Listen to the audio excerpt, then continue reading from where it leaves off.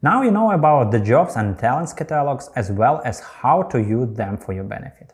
But wait, there is more.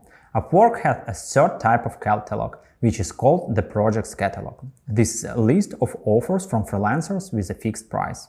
If you have worked with other freelance platforms, such as Fiverr, you might know about the format where freelancers share their projects, known as gigs, at a fixed price. It is actually the same. In my experience, people order freelancers' services with this catalog on Upwork only in certain areas. Yes, despite the huge variety of offers with fixed price, customers prefer the usual ones. By the way, I advise you to analyze this catalog by typing your keywords and phrases into the search box as we have done for the job and talents catalogs.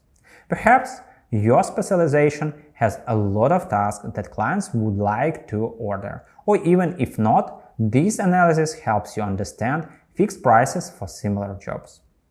To do this, let's go back to the drop-down menu near the search field and choose the project option.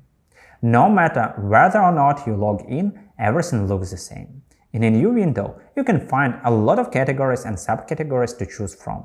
As we did with other catalogs, it's also possible to write any keywords you need. For example, let's type logo design. Once it's ready, you will see a lot of announcements related to your request. Open any that you consider interesting to you. Pay attention to their descriptions and payment solutions. There will be a typical description of this service and examples of pricing you can use. Usually this catalog suggests small favors with prices up to $200. Most projects you find will be possible to describe clearly and complete in a short period of time. If you find plenty of offers for your specialization and they seem to be ordered often, I advise you to try similar services for yourself.